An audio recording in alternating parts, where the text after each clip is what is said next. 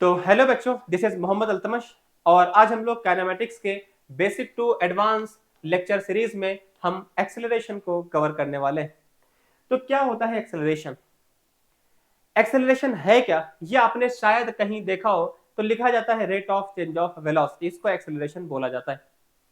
हम लोग एक्चुअल में इसको फील करने की कोशिश करेंगे कि एक्चुअल में एक्सेलरेशन है क्या, कि क्या बता रहा होता है, इसको थोड़ा समझते हैं। अच्छा, यहां से आपने पढ़ के थोड़ा सा तो आइडिया लगाया होगा, जो एक्सेलरेशन है वो बेसिकली कुछ वेलोसिटी के चेंज वाली कुछ बात है, ऐसा कुछ आपको देख करके आइडिया लग रहा होगा। मैं एग्जांपल के थ्रू बात समझता हूं। जैसे मान लो कोई एक कार है और ये इस तरफ चलती हुई जा रही है। इसके पास वेलोसिटी है कुछ 5 मीटर पर सेकेंड और जो इसके पास एक्सेलरेशन है इसकी वैल्यू है 2। अगर मैं ऐसा कुछ लिखूं, एक्सेलरेशन क्या है मैं वही बात आपको समझाना चाह रहा हूं। अगर मान लो किसी बॉडी के पास एक्सेलरेशन है 2, इसका मतलब है कि वेलोसिटी में चेंज पर सेकंड 2 का होने वाला है। मतलब अगर हमारे पास इनिशियली कोई बॉडी थी, उसकी इनिशियल वेलोसिटी है 5 मीटर पर सेकेंड, तो इसका मतलब है अगर एक्सेलरेशन 2 होगा, इसका मतलब इसकी वेलोसिटी में 1 सेकंड में जो चेंज आएगा वो 2 का आने वाला है। तो इसका मतलब 1 सेकंड के बाद इसके पास वेलोसिटी कितनी हो जाएगी?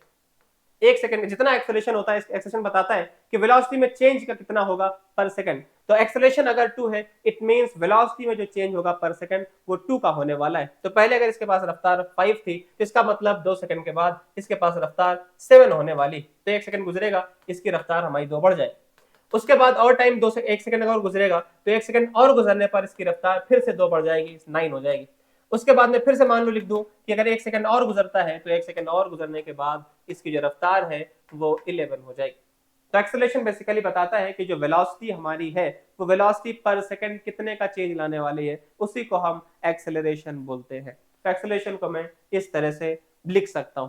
अच्छा, इसमें अगर एक चीज आप ऑब्जर्व करो, मैंने ये ड्रॉ किया हुआ है कि जो वेलोसिटी है वो हमारी इस तरफ है, ये एरो बता रहा है कि पार्टिकल जो है वो इधर जा रहा है।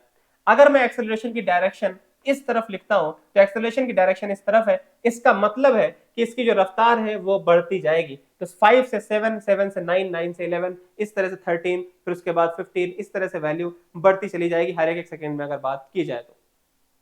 अच्छा, अगर मैं ऐसा लिखता हूं कि हमारे पास जो पार्टिकल है उसकी रफ्तार है 5 मीटर पर सेकेंड और मैंने इस बार एक्सेलरेशन की डायरेक्शन को इस तरफ शो कर दिया। तो अगर एक्सेलरेशन को मैंने इस तरफ शो किया तो ये क्या बता रहा है कि अगर इसकी रफ्तार 5 इस तरफ है और मैंने ऐसे बना दिया, तो ये अभी भी यही बता रहा है कि जो एक्सेलरेशन है वो 2 का चेंज लाता है। तो अगर एक्सेलरेशन हमारा 2 का चेंज लाता है वेलोसिटी में पर सेकंड, इट मींस अगर सेम डायरेक्शन में था तो 2 आपको चेंज लाना और बढ़ाना है। और अगर मान लो वेलोसिटी हमारी इस तरफ है, एक्सेलरेशन मैं इस तरफ शो करता हूं, तो इसका मतलब अभी भी 2 का चेंज आएगा, लेकिन इस बार हम कम कर देंगे। तो अगर इसकी वेलोसिटी 5 मीटर पर सेकंड है, तो 1 सेकंड के बाद इसकी जो वेलोसिटी होगी उसमें 2 का चेंज आएगा और इस बार हमें कम कर देना है, क्योंकि वेलोसिटी के अपोजिट डायरेक्शन में एक्सेलरेशन लिखा है। तो अगर यहाँ पर 5 होगा तो 2 का चेंज लाओगे, 2 कम कर दोगे तो वैल्यू हो जाएगी 3। फिर 1 सेकंड और गुजरेगा, तो 1 सेकंड और गुजरने के बाद इसके पास जो वेलोसिटी हो जाएगी वो 1 हो जाएगी।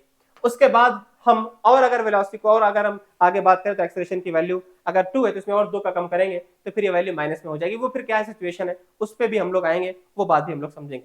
तो फिलहाल हमने अभी तक क्या बात समझी कि एक्सेलरेशन जो है वो बताता है वेलोसिटी में चेंज पर सेकंड कितने का होगा। अगर वेलोसिटी और एक्सेलरेशन दोनों की डायरेक्शन सेम है, इसका मतलब उसकी स्पीड लगातार बढ़ती जाएगी। अगर वेलोसिटी और एक्सेलरेशन हमारा अपोजिट है, इसका मतलब है इस बार हमारी जो स्पीड होगी वो कम हो जाएगी। यहाँ पर देखें कम हो रही है, यहाँ पर देखेंगे तो आप बोलेंगे कि बढ़ रही है। अच्छा, अगर मैं इसी से फॉर्मूला डिराइव करने की कोशिश करूं, देखें ध्यान से मैं क्या कर रहा हूं। अगर हमारे पास ये लिखा हुआ है 5, इनिशियल रफ्तार हमारी 5 थी, यहाँ पर 7, फिर यहाँ पर 9, यहाँ पर 11, तो इसका मतलब मैं अगर आपसे बोलूं कि 3 सेकंड के बाद हमारी वेलोसिटी कितनी हो गई, तो आपने आंसर दिया 3 सेकंड के बाद हमारी जो वेलोसिटी है वो 11 है। तो 3 सेकंड के बाद वेलोसिटी हमारी 11 हो गई। अगर मैं ऐसा लिखूं कि 3 सेकंड के बाद वेलोसिटी कितनी हो गई हमारी 11, तो ये 11 आया कैसे? 11 कैसे आया? तो 11 में आपने क्या किया, बेसिकली जो हमारे पास इनिशियली रफ्तार थी ना 5, तो इनिशियल रफ्तार कितनी थी 5, उसमें हमने इतना जोड़ा 1 सेकंड पे, फिर एक और सेकंड फिर इतना जोड़ा, फिर 1 सेकंड फिर मैंने इतना जोड़ा। अगर मैं आपसे बोलूं कि 3 सेकंड में बताओ, तो 3 सेकंड में आपने बेसिकली 2 को 3 बार ऐड कर दिया है। तो हम लिखेंगे 5 प्लस 2 इंटू 3। क्या ये आपको समझ आ रहा है मैं क्या कर रहा हूं?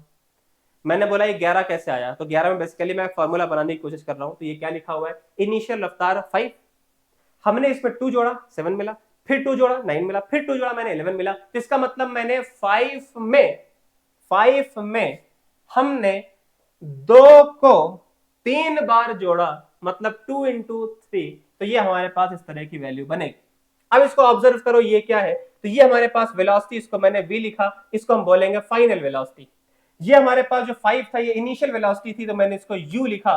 और ये आप देखो तो क्या लिखा मैंने, एक्सेलरेशन। और ये मैंने क्या लिखा, टाइम। तो ये बेसिकली टाइम है। तो क्या कुछ जाना पहचान रिजल्ट आपको दिख रहा है, v is equal to u plus at। तो ये रिलेशन आपको कुछ जाना पहचाना दिख रहा है। हाँ, तो इसको हम लोग इक्वेशन ऑफ मोशन के नाम से भी जानते हैं। 3 इक्वेशंस होती हैं, जिसमें पहली इक्वेशन है वो हमने डेराइव कर दी, v is equal to u plus at। तो एक्सेलरेशन बेसिकली है क्या, तो एक्सेलरेशन है कि वेलोसिटी में पर सेकंड कितने का चेंज आएगा। अगर वेलोसिटी और एक्सेलरेशन सेम डायरेक्शन में है तो उतने का चेंज आएगा और बढ़ेगी वैल्यू। और अगर वेलोसिटी और एक्सेलरेशन अपोजिट कर देंगे तो उस केस में फिर हमारी जो वैल्यू है वो कम हो जाएगी उसी रेट से। तो इस तरह से हम लोग इसको देख सकते हैं। तो हमारे पास एक रिलेशन बड़ा इंपॉर्टेंट आ गया, v is equal to u plus at। इसके हम लोग दो जो और रिजल्ट्स होते हैं वो भी हम लोग लिख लेते हैं, उसके बाद फिर हम लोग क्वेश्चन पे आते हैं। ये मैंने लिखा हुआ है कि इक्वेशन ऑफ मोशन के नाम से जानते हैं। तो ये हमने लिखा v is equal to u plus at। ये हम लोगों ने अभी प्रूफ भी कर लिया, कैसे आया था रिजल्ट वो मैंने आपको दिखाया। नेक्स्ट अगर आप देखें तो ये हमारे पास होता है s is equal to u t plus half at square, और लास्ट वाला होता है v square is equal to u square plus 2s। ये रिजल्ट कहां से आया, जब हम लोग इंटीग्रेशन पढ़ेंगे तो फिर मैं आपको बताऊंगा ये कहां से आया। तो फिलहाल अभी आप याद रख लें, लास्ट वाला रिलेशन कहां से आया, ये कोई नया रिजल्ट नहीं है। v square is equal to u square plus 2s, ये कोई बड़ा रिजल्ट नहीं है, ये इन दोनों रिजल्ट्स का कॉम्बिनेशन ही है। तो ये कोई बहुत अलग बात नहीं है, ठीक है। अच्छा, इसमें जरूरी बात, ये रिजल्ट वैलिड कब है, वैलिड इफ एक्सेलरेशन कांस्टेंट। अगर एक्सेलरेशन कांस्टेंट होगा तभी ये बातें वैलिड हैं। एक्सेलरेशन कांस्टेंट मतलब समझ रहे हो, एक्सेलरेशन कांस्टेंट का मतलब अगर एक्सेलरेशन की वैल्यू 2 है तो इसका मतलब हर सेकंड वो 2 बढ़ेगा। वेलोसिटी जो हमारी हर सेकंड 2 बढ़ेगी, इसका मतलब बोलते हैं एक्सेलरेशन कांस्टेंट। अगर ऐसा हो जाए, पहले एक्सेलरेशन अगर 2 है, मान लो पहले रफ्तार बढ़ती है 2, अगले सेकंड में रफ्तार कुछ और बढ़ी 3 बढ़ रही, अगले सेकंड में जो बढ़ रही है वो मान लो 5 बढ़ रही, तो इसका मतलब बोलेंगे कि हर बार जो बढ़ रहा है वो सेम वैल्यू से नहीं बढ़ रहा है, इसका मतलब एक्सेलरेशन हमारा कांस्टेंट नहीं है। तो फिर ये फार्मूला वैलिड नहीं होगा। ये फार्मूले के वैलिड होने के लिए शर्त है कि एक्सेलरेशन शुड बी कांस्टेंट। यहां पर v क्या है, v क्या है, final velocity, final velocity. u क्या है, initial velocity, initial velocity. a क्या है, a तो आप जानते हैं एक्सेलरेशन है। उसके बाद s क्या है, ये है डिस्प्लेसमेंट। सिमिलरली टाइम t क्या है, टाइम है। तो ये आपको सारी बातें पता है, v is equal to u plus at, s equal to u t plus half at square, और v square is equal to u square plus 2s। ये इंपॉर्टेंट रिजल्ट्स हैं, ये आपको याद रखने होते हैं। अच्छा, इसमें इनिशियल और फाइनल का मतलब क्या है वो समझे थोड़ा सा। इनिशियल का मतलब ये नहीं कि जहां से मोशन शुरू हो रहा है, फाइनल का मतलब ये नहीं कि जहां तक मोशन चल रहा है, नहीं। इनिशियल का मतलब है जहां से ऑब्जर्व करना आपने शुरू किया। कोई कार है, वो यहां चलना शुरू करती है, तो यहां से अगर चलती है, इस तरफ गाड़ी चलती हुई जा रही है, और इस वाले पॉइंट से मैंने ऑब्जर्व करना शुरू किया, ये हमारे लिए इनिशियल पॉइंट माना जाएगा। तो ये हमारा इनिशियल पॉइंट है, यहां की जो वेलोसिटी होगी उसी को हम u बोलेंगे। और हमने यहां से गाड़ी चलते हुए यहां तक चली जा रही है, तो मैंने यहां तक ही इसको ऑब्जर्व किया, तो ये u है, ये हमारा v हो जाएगा। तो जहां से आप ऑब्जर्व करना शुरू करते हो वो इनिशियल पॉइंट है हमारा, वो इनिशियल वेलोसिटी देगा। जहां तक ऑब्जर्व कर रहे हो वो हमारे लिए फाइनल पॉइंट है, वो फाइनल वेलोसिटी हमको देगा। अब इनके बीच का जो गैप होगा यही डिस्प्लेसमेंट है s, और यहां से तो जो टाइम लगता है वो t हो जाएगा। और एक्सेलरेशन तो आपको पता ही, एक्सेलरेशन हमारा कुछ a। तो इस तरह से रिलेशन होता है। बाकी क्वेश्चन जो हम लोग सॉल्व करेंगे वहां से आपको थोड़ा सा और आइडिया लगेगा कि हम क्या कहना चाहते हैं, ठीक है।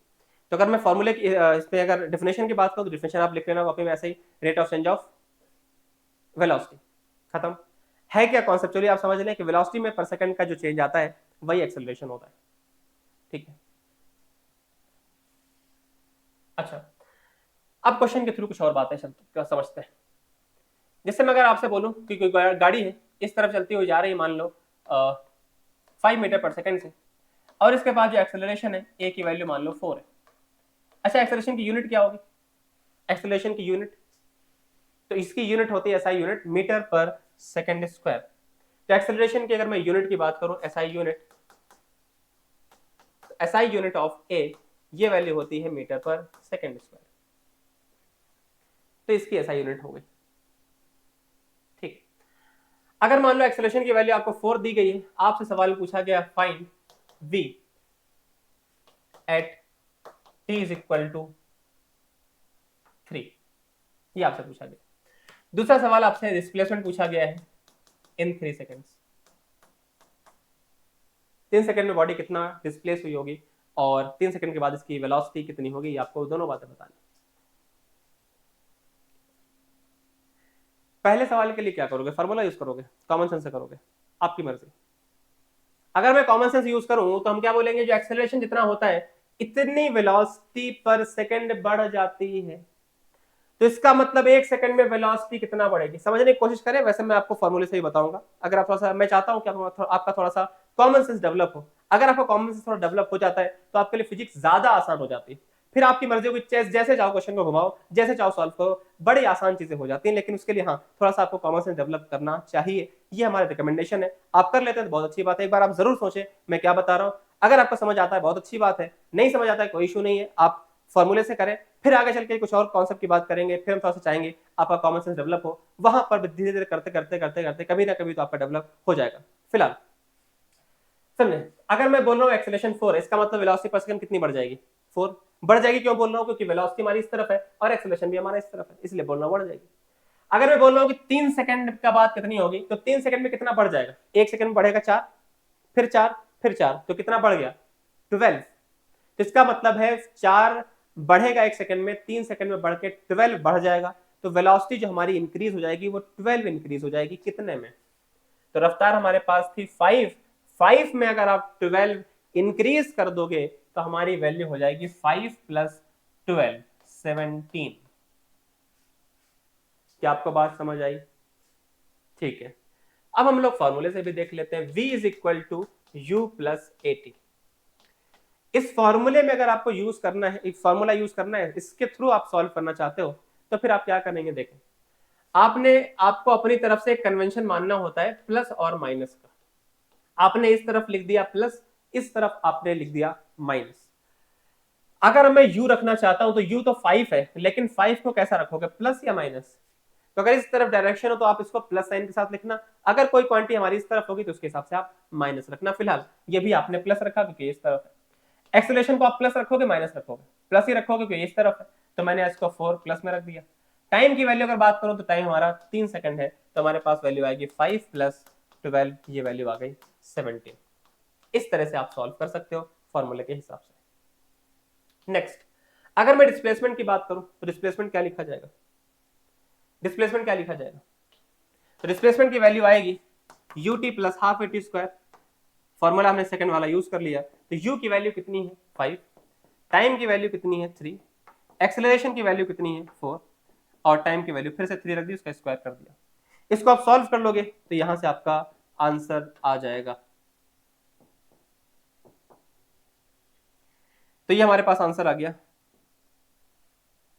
33 मीटर, ये हमारा आंसर हो गया। ठीक है, तो इस तरह से हम क्वेश्चन को सॉल्व करते हैं। कुछ और क्वेश्चन देखते हैं किस तरह से हम लोग मैनेज करते हैं। अच्छा, एक वर्ड आता है रिटार्डिंग मोशन और एक वर्ड होता है एक्सेलरेटिंग मोशन। क्या होता है समझे? अच्छा, उससे पहले एक क्वेश्चन हमें करना पड़ेगा। क्वेश्चन हम लोग कर लेते हैं, फिर आपको बात भी समझ आएगी। जैसे मैंने आपसे बोला कि कोई पार्टिकल है जिसकी वेलोसिटी है कुछ 10 मीटर पर सेकेंड और इसके पास जो एक्सेलरेशन है उसकी वैल्यू है कुछ 2 मीटर पर सेकेंड। तो क्या मैंने आपको समझाया कि अगर हमारे पास वेलोसिटी इस तरफ हो और एक्सेलरेशन हमारा इस तरफ हो तो इस केस में जो हमारी वेलोसिटी होगी वो कम होने लग जाएगी। कितनी कम होगी? जितना एक्सेलरेशन होता है वेलोसिटी में चेंज उतने का आता है पर सेकंड। तो अगर वेलोसिटी एक्सेलरेशन हमारा 2 है, इसका मतलब वेलोसिटी में चेंज 2 आएगा, लेकिन वेलोसिटी हमारी इस तरफ है और एक्सेलरेशन इस तरफ है, इसलिए अपोजिट होने की वजह से वेलोसिटी जो हमारी है वो 2 से डिक्रीज होने लग जाएगी। तो 1 सेकंड के बाद कितनी, 10 में 2 कम कर दो 8, नेक्स्ट सेकंड में 2 और कम कर दो 6, फिर उसके बाद 2 और कम कर दोगे 4। इस तरह से वैल्यू हमारी लगातार कम होती जा रही है। तो सवाल आपसे पूछा गया है कि टाइम बताओ, टाइम कितना होगा when velocity becomes zero, when velocity becomes zero. When velocity becomes 0, ये आपको बताना है। तो वेलोसिटी कब 0 हो जाएगी ये आपको बताना है। क्या किया जाए, रिलेशन आप लगा दें, v is equal to u plus a t. आपको v पता है, फाइनल वेलोसिटी 0 है, इनिशियल 10 है, आपने इसको 10 रख दिया। एक्सेलरेशन, अच्छा इसमें आपको प्लस माइनस रखना होता है, तो आप किसी एक डायरेक्शन को प्लस रखोगे और दूसरी डायरेक्शन को आप माइनस रखोगे। मैंने इधर प्लस लिया, मैंने इस तरफ माइनस लिया, तो आपने इसको प्लस में रखा 10, और ये जो एक्सेलरेशन है ये इस तरफ है, इसलिए आप इसको 2 नहीं, इसको -2 रखोगे क्योंकि इसकी डायरेक्शन इस तरफ है। इस डायरेक्शन के लिए हमें माइनस इस्तेमाल करना होगा, तो आप यहाँ पर माइनस साइन के साथ रखेंगे -2। टाइम की वैल्यू हमें नहीं पता, मैंने उसको t लिख दिया। आप इसको सॉल्व कर लो, 2t माइनस में यहाँ आएगा 2t इज इक्वल टू 10, तो आपने सॉल्व किया, टाइम की वैल्यू आ गई 5 सेकेंड्स। कुछ लोगों ने जरूर इसको बगैर पेन के ही सॉल्व कर लिया होगा कि अगर हमारे पास वेलोसिटी 1 सेकंड में 2 कम हो रही है, फिर 2 कम होगी तो 5 सेकंड में 10 कम हो जाएगी, पहले 10 थी, 10 कम होकर के 0 हो जाएगी। तो ऐसा भी कुछ लोगों ने कर लिया होगा, बहुत अच्छी बात है। अगर आप कर पा रहे हैं, नहीं कर पा रहे कोई इशू नहीं, अब विद टाइम धीरे धीरे आप इंप्रूव करने की कोशिश करें, आपका इंप्रूव हो जाएगा। तो ये हमारे पास इस तरह से सॉल्व कर सकते हैं। अगर आपसे सवाल पूछा जाए कि बताओ ये डिस्प्लेसमेंट कितना होगा जब तक वेलोसिटी 0 नहीं हो जाती, यहां तक में डिस्प्लेसमेंट कितना होगा। डिस्प्लेसमेंट डिस्प्लेसमेंट कैसे निकालोगे?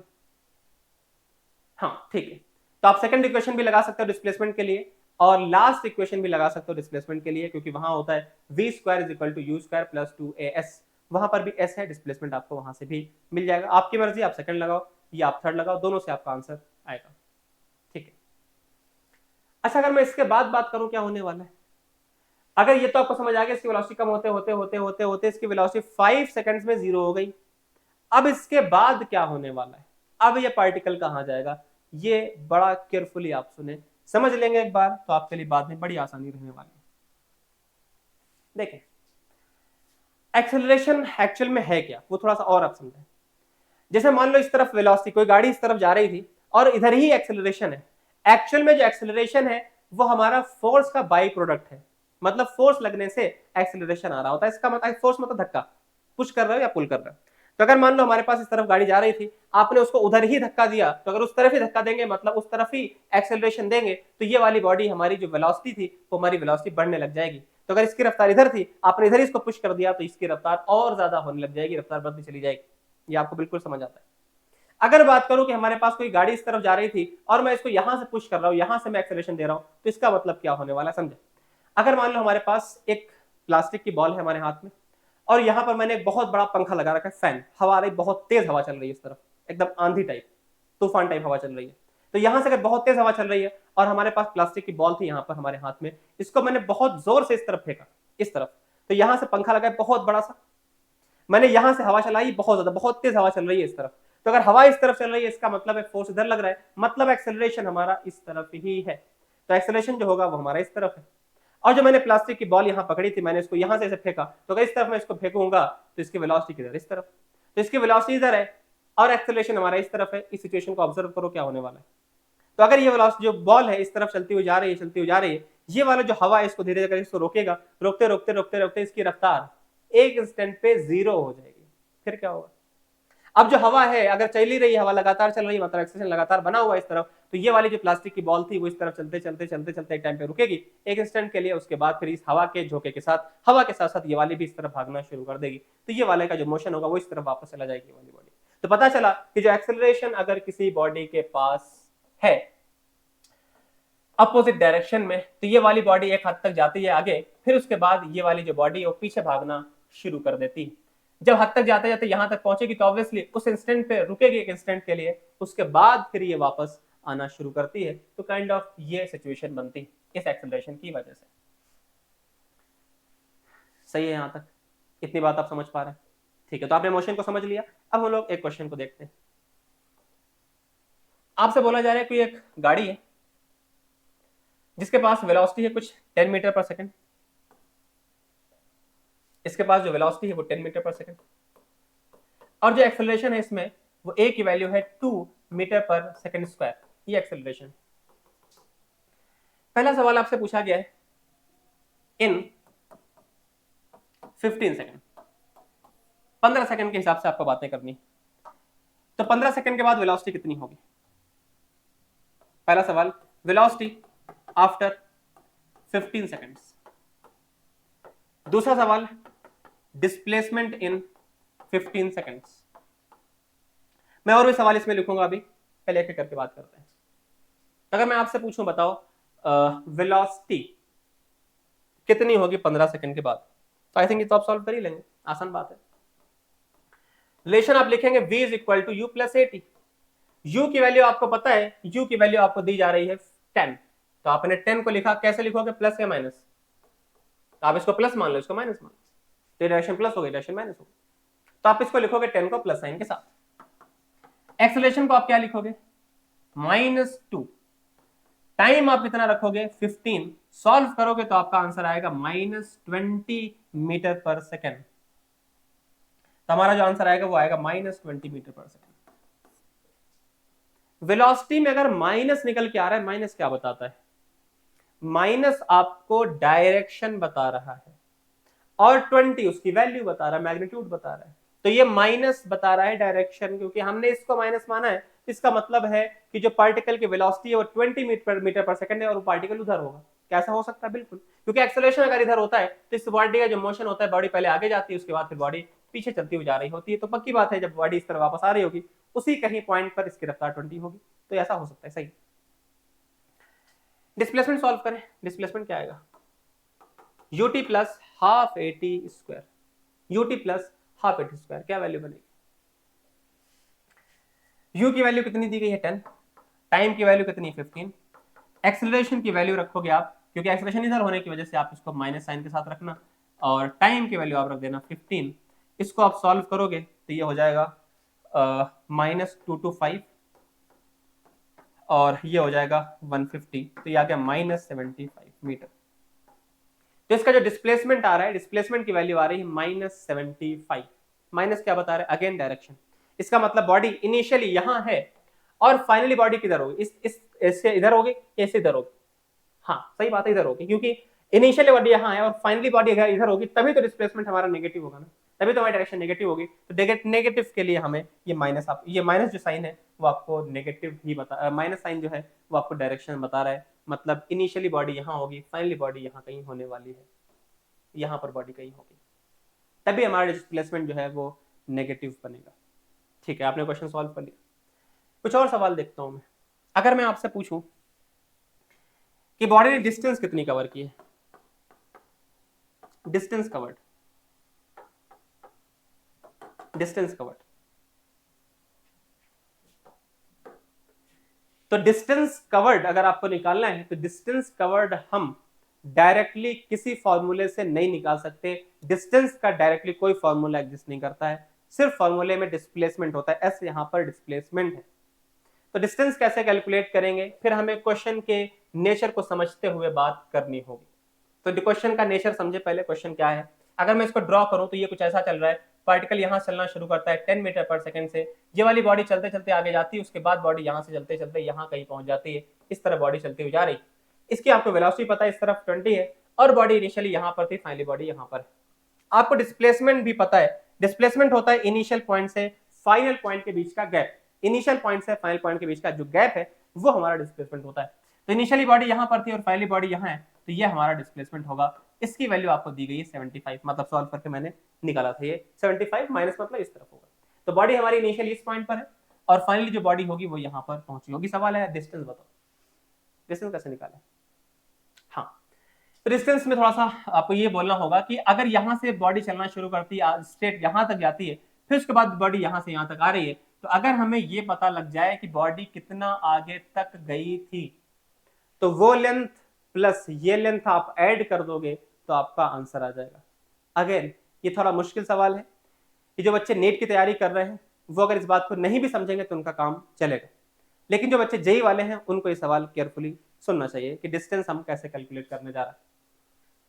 तो यहां से बॉडी चलती है, यहां से बॉडी आगे, यहां से आगे, हमें निकालना है कि लेंथ कितनी होगी, डिस्टेंस हमें निकालनी है, पूरी डिस्टेंस निकालनी होगी। तो मैंने पता लगाया कि बॉडी कहां पर जाकर के इसकी रफ्तार 0 हो रही है, ये पॉइंट पता लगाना है।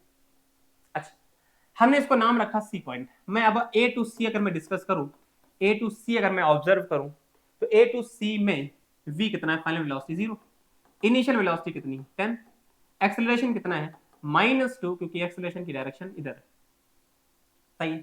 और यहां पर मैं डिस्प्लेसमेंट निकालना चाहता हूं, कौन सा रिलेशन लगाया जिसमें v और u दोनों हो, एक्सेलरेशन भी हो और डिस्प्लेसमेंट की बात हो रही है, कौन सा रिलेशन ऐसा होता है, लास्ट वाला। तो लास्ट वाले में अगर आप ऑब्जर्व करोगे तो लिखा होता है v square is equal to u square plus 2as, ये रिलेशन हमें यूज करना चाहिए।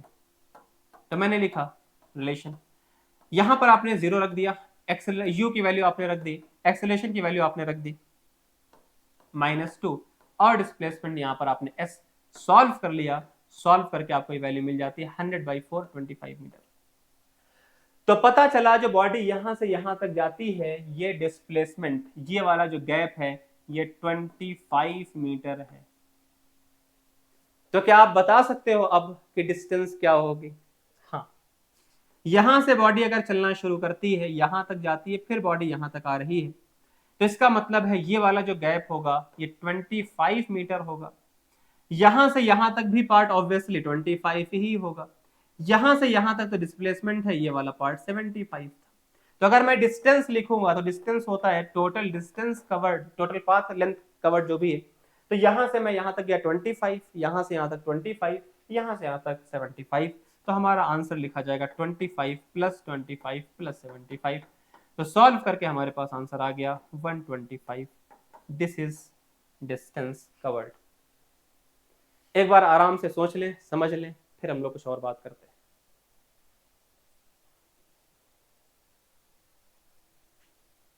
ठीक है, अब इसके बाद हम लोग थोड़ी सी बात ये समझते हैं, अगर हमारे पास एक्सेलरेशन कांस्टेंट हो तो हम एवरेज वेलोसिटी को कैसे डिफाइन करते हैं। बड़ा आसान सा रिलेशन आता है, मैंने यहां लिख रखा है। तो अगर मैं यहां पर देखूं एवरेज वेलोसिटी, अगर मैं एवरेज वेलोसिटी की बात करूं तो एवरेज वेलोसिटी हमारे पास कितनी होती है, इसका रिलेशन आता है सिंपली v + u/2। ये एवरेज का सिंबल है, अगर मैं ऐसे बनाता हूं इसका मतलब ये एवरेज वेलोसिटी की बात हो रही है। ये बात तब सही है जब एक्सेलरेशन हमारा कांस्टेंट हो। प्रूफ देख लेते हैं, इसका प्रूफ कर लेते हैं। तो ये बड़ा इंपॉर्टेंट काम का रिजल्ट बोला जा रहा है आपसे कि अगर आपको इनिशियल और फाइनल रफ्तार पता हो, अगर आपसे एवरेज पूछा जाए तो इन दोनों को जोड़ करके -2 कर डिवाइड/2 कर देना, वही हमारा आंसर हो जाता है एवरेज वेलोसिटी का। कैसे बात आ रही है मैं इसको समझता हूँ। मान लो बॉडी यहाँ चलना शुरू करी, इसकी रफ्तार थी u, ये वाली बॉडी चलते चलते यहाँ पर चली गई, इसकी रफ्तार हो गई v, और इसका जो बॉडी का एक्सेलरेशन था वो a मैंने लिखा, a की value should be constant, acceleration हमारा कांस्टेंट होगा। तो मैं अगर यहाँ पर एवरेज वेलोसिटी को डिफाइन करूं, ये सिंबल एवरेज के लिए इस्तेमाल करते हैं। तो अगर मैं एवरेज वेलोसिटी को डिफाइन करूं तो एवरेज वेलोसिटी होती है, फॉर्मूला आप जानते ही हैं, total displacement upon total time, total displacement upon total time. तो टोटल टाइम कितना आ जाएगा, अगर मैं यहां से यहां तक की जर्नी ले रहा हूं, मान लेते इसमें जलने में जो टाइम लगा होगा वो टाइम t है, यहां से तो जाने में टाइम t लगा होगा, मैंने टाइम लिख दिया t। डिस्प्लेसमेंट कितना होगा, मैंने डिस्प्लेसमेंट को लिखा s, s की वैल्यू आप जानते ही हैं, s की वैल्यू होती है ut + ½ at², तो मैंने इसको रख दिया ut + ½ at²। t से डिवाइड किया तो आपने t को कॉमन लेकर के कैंसिल कर दिया, तो ये वैल्यू कुछ ऐसे दिखेगी u + ½ at/t, ये कैंसिल आउट। हम ये बात भी तो जानते हैं v = u + at होता है, सही है। तो v = u + at होता है, मतलब हम ऐसा बोल सकते हैं at की वैल्यू होगी v - u, सही लिख रहा हूं मैं। तो at = होगा v - u, यहां रखो तो क्या आएगा, तो ये लिखा हुआ है u प्लस लिखा हुआ है हाफ, at की जगह पे आप रख दो v - u, तो यहां से आपको रिजल्ट मिलेगा u 2 times of u plus v - u/2। तो यहां से आपको रिजल्ट मिला इज इक्वल टू, यहां से लिखा है 2u, ये -u है तो सिर्फ u बचेगा, तो हो जाएगा u + v/2। ये हमारे पास एवरेज वेलोसिटी की वैल्यू आ गई, यही मैंने यहां लिखा हुआ है। तो जो एवरेज वेलोसिटी है ये आप डायरेक्टली याद रख सकते हो, v + u/2 होता है अगर एक्सेलरेशन की वैल्यू हमारी कांस्टेंट होती है तो।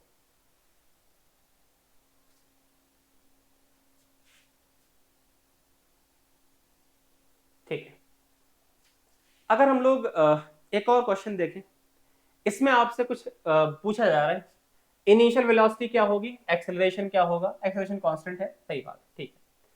अगर आपसे बोला जा रहा है कि वेलोसिटी जो है वो हमारी 4 मीटर पर सेकंड है और 10 मीटर पर सेकंड है, टाइम आपको t इक्वल टू 1 और 3 आपको दिया गया है। सोचो, पहले सवाल एक बार पढ़ करके आप इसको ट्राई करने की कोशिश करो, फिर मैं इसको डिस्कस करता हूं। ऐसा बोला जा रहा है कि यहां से बॉडी चलना शुरू करती, जहां चलना शुरू करती है मैंने वहीं से घड़ी ऑन की, टाइमर ऑन किया, मतलब टाइम इज इक्वल टू 0, यहां से मैंने शुरू किया। t इज इक्वल टू 1 मतलब 1 सेकंड गुजरने के बाद उसके पास जो वेलोसिटी है वो 4 मीटर पर सेकंड है, ऐसा बताया गया। फिर t इज इक्वल टू 3 पर, t इज इक्वल टू 0 1 2 3, 3 मान लो यहां कहीं होगा, मैंने यहां लिख दिया t इज इक्वल टू 3। इस t इज इक्वल टू 3 पर जो इसके पास रफ्तार है वो आपको बताई गई है 10 मीटर पर सेकंड, और इस जर्नी में जो एक्सेलरेशन है वो हमारा कांस्टेंट है, मैंने इसको a मान लिया, तो एक्सेलरेशन को मैंने a लिख दिया। अच्छा, आपसे पूछा गया इनिशियल वेलोसिटी कितनी होगी, आपको u बताना है और आपको एक्सेलरेशन भी फाइंड करना है। तो मैं इसमें क्या करूं? हाँ, तो मैंने आपको बताया था कि हमारे पास जो रिलेशन होता है v equal to u plus a t से लेकर तीनों इक्वेशन ऑफ मोशन, वो हम लोग हमेशा लगा सकते हैं किसी भी इनिशियल पॉइंट से लेकर किसी फाइनल पॉइंट तक, बशर्ते कि एक्सेलरेशन हमारा कांस्टेंट हो बस। तो मैं इसमें जो तीन इक्वेशंस हैं कोई भी अगर इस्तेमाल करो तो मैं कहां से कहां लगा सकता हूं, मैं इनका नाम रखता हूं, मैंने नाम रखा a, ये नाम रखा मैंने b, ये नाम रखा मैंने c। तो मैं कहां से कहां तक रिलेशन यूज कर सकता हूं, आपकी मर्जी है। कोई बोलेगा मैं a से b लगा सकता हूं, बिल्कुल लगा सकता हूं, क्यों नहीं लगा सकते, क्योंकि एक्सेलरेशन तो आपका है, लगा सकते हो। कोई बोले b से c लगा सकते हैं क्या, बिल्कुल लगा सकते हो। अगर कोई बोले मैं a से c लगा सकता हूं क्या, हाँ बिल्कुल लगा सकते हो। आप कैसे भी चाहो, जहां तक चाहो आप इक्वेशन लगा सकते हो। लेकिन अब ये थोड़ा सा क्वेश्चन जब आप सॉल्व करते रहेंगे तो आपको फिर आइडिया लगेगा कि हमें कहां से कहां इक्वेशन लगानी चाहिए जिससे हम कम कैलकुलेशन में अपना क्वेश्चन सॉल्व कर पाए। देखिए, मैंने बोला कि हमारे पास इनिशियल वेलोसिटी, मगर सी बी और सी पॉइंट को ऑब्जर्व करूं, इससे क्या फायदा होगा कि बी से सी अगर ऑब्जर्व करोगे तो ये आपको इनिशियल रफ्तार भी पता है, आपको फाइनल रफ्तार भी पता है, आपको यहां से यहां तक का टाइम भी पता है, बस आपको एक्सेलरेशन तो निकालना है। तो यहां से अगर हम ऑब्जर्व करेंगे तो हमारे लिए ज्यादा आसान होगा। जब भी आप इक्वेशन लिखा करो, जब भी आपको फिजिक्स में कुछ भी सॉल्व करना है, सबसे पहले आपको ड्रॉ करना चाहिए क्वेश्चन पढ़ने के बाद। मैंने ड्रॉ किया, आपको भी ड्रॉ करना चाहिए। अगले स्टेप में आप फिर ये लिखो कि हमें कहां से कहां हम इक्वेशन लिखने जा रहे हैं। तो हम इक्वेशन लिखने जा रहे हैं बी से सी, तो आप यहाँ साइड में लिख लिया करो जिससे आपको आइडिया रहे कि हम क्या करने वाले हैं। तो आपको बी से सी तक इक्वेशन लिखनी है। तो बी पर जो रफ्तार होगी, बी पॉइंट पर जो रफ्तार होगी उसको आप इनिशियल वेलोसिटी मानोगे, मतलब 4 यू हो जाएगा। और हमारे पास जो वी है इसकी वैल्यू हो जाएगी 10। अच्छा, बी से सी जाने में टाइम कितना लगा है? कुछ लोग बोलते हैं आंसर टाइम 3 होगा, नहीं, टाइम 3 नहीं होगा। यहां से अगर हम चालू कर रहे हैं, टाइम शुरू कर रहे हैं, मान लो ऐसा कि हमने 12 बजे चलना शुरू किया, हम पहले 1 बजे तक, 1 बजे हमारी रफ्तार ये वाली है, फिर 3 बजे रफ्तार ये वाली। तो अगर 1 बजे से लेकर के 3 बजे तक की बात करेंगे तो 1 बजे से लेकर के 3 बजे तक 2 ही घंटे हुए ना। तो इसमें जो टाइम है वो थोड़ा केयरफुली देखें। ये टाइम हमारा 1 है, ये हमारा टाइम 3 है, तो इस यहाँ 1 से लेकर के 3 तक जाने में जो टाइम लगा होगा वो हो जाएगा 3 - 2, मतलब 3 - 1, 3 - 1 मतलब 2 हो जाएगा ये। तो हमारे पास जो टाइम लिखा जाएगा वो केयरफुली लिखना होगा, टाइम की वैल्यू आपको 2 लिखनी है, क्योंकि हम बी से सी तक का टाइम देखना चाहते हैं। तो बी से सी तक का टाइम सिर्फ 2 सेकंड है। हमें निकालना क्या है, एक्सेलरेशन।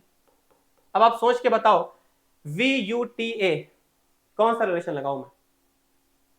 इसमें एस वर्ड नहीं दिख रहा है, एस वर्ड नहीं दिख रहा है, इसका मतलब सेकंड इक्वेशन नहीं लिखोगे, लास्ट इक्वेशन नहीं लिखोगे, वहां पर भी एस का वर्ड होता है। तो हमें पहली इक्वेशन लिखनी चाहिए, v is equal to u plus a t लगाना होगा।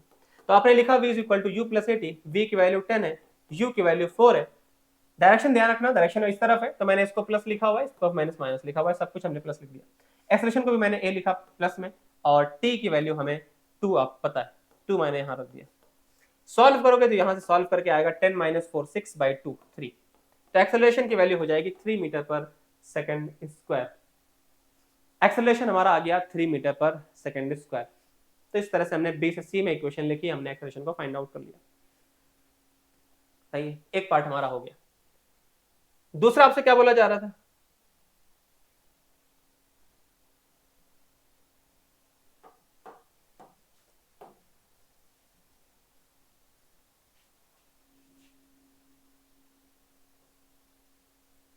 क्वेश्चन कहां चला गया? ठीक है, फिलहाल तो इसमें आपसे क्वेश्चन में 2 बातें पूछी गई थी। पहला आपसे पूछा गया था इनिशियल वेलोसिटी क्या होगी और एक्सेलरेशन क्या होगा। तो अगर मैं एक्सेलरेशन की बात करूं तो एक्सेलरेशन की वैल्यू तो पता है 3 मीटर पर सेकंड स्क्वायर है, तो हमारा आंसर सही आ गया। अगर मैं बात करूं कि इनिशियल रफ्तार u कितना होगा, ये भी तो मैं कैलकुलेट करने के लिए बोला जा रहा है। अब हमें इक्वेशन कहाँ से कहाँ लिखनी चाहिए, सोच के बताओ इक्वेशन कहाँ से कहाँ लिखनी चाहिए। ए टू बी, हाँ सही, ए टू बी इक्वेशन लिख दोगे। क्यों ए टू बी लिखना जरूरी है, क्योंकि ए पॉइंट की रफ्तार निकालना, इसलिए ए पॉइंट तो लेना ही पड़ेगा। हम बी टू सी इक्वेशन लिखेंगे तो यू कहां से मिलेगा, ये तो यू तो यहां लिखा हुआ, सही। तो इसका मतलब इक्वेशन हमें ए से लेकर के बी तक, या हम ए से सी तक, आपकी मर्जी है, जहां से चाहो जहां तक लिखो, कोई इश्यू नहीं, आंसर सेम आएगा। हमने ए टू बी लिखा, आप ए टू सी भी लिखोगे, आंसर सेम आएगा। फिलहाल मैंने लिखा v is equal to u plus a t, तो यहां से यहां तक अगर आप ऑब्जर्व करोगे ए टू बी, तो बी हमारे लिए फाइनल पॉइंट रेट होगा, तो बी हमारे लिए फाइनल पॉइंट रेट होगा, तो फाइनल पॉइंट के हिसाब से हम यहां पर रखेंगे 4। इनिशियल पॉइंट हमारा u हो जाएगा। एक्सेलरेशन जो था इस जर्नी का, एक्सेलरेशन a से लेकर के c तक हमेशा एक्सेलरेशन कांस्टेंट है जो कि 3 है, तो a से b में भी एक्सेलरेशन हमारा वही रहेगा, 3 मैंने यहां रखा। टाइम की वैल्यू अगर आप देखोगे 0 से 1, मतलब यहां जर्नी में टाइम 1 सेकंड लगा है। आपने सॉल्व किया, u की वैल्यू आ गई 1, दिस इज करेक्ट आंसर।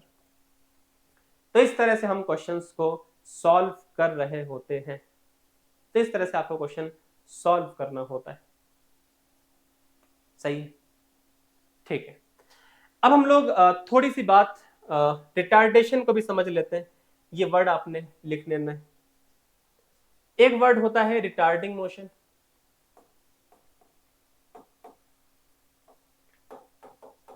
और एक वर्ड होता है एक्सेलरेटिंग मोशन। वैसे मैंने आपको ये समझा दिया है, लेकिन आपको ऑफिशियली लिख लेना है एक्सेलरेटिंग मोशन। तो मैंने आपको क्या समझाया, कब अगर हमारे पास स्पीड बढ़ रही हो तो हम बोलेंगे वहां एक्सेलरेशन वाली चीज है। जैसे ही अगर मान लो कोई बॉडी है जिसके पास रफ्तार इस तरफ है और एक्सेलरेशन हमारा इस तरफ है, तो क्या आप बोलते हैं इसमें स्पीड हमारी बढ़ेगी। तो इस वेस में अगर आप देखोगे तो क्या बोलोगे, स्पीड बढ़ेगी ना, क्योंकि एक्सेलरेशन इस तरफ है। तो ये अगर इधर से धक्का दोगे तो इसकी रफ्तार बढ़ेगी, मतलब यहाँ पर स्पीड जो है वो इंक्रीज करेगी। अगर स्पीड इंक्रीज करती है तो इसका मतलब इसको हम बोलते हैं एक्सेलरेटिंग मोशन है। ये एक्सेलरेटिंग मोशन, एक्सेलरेटिंग मोशन है।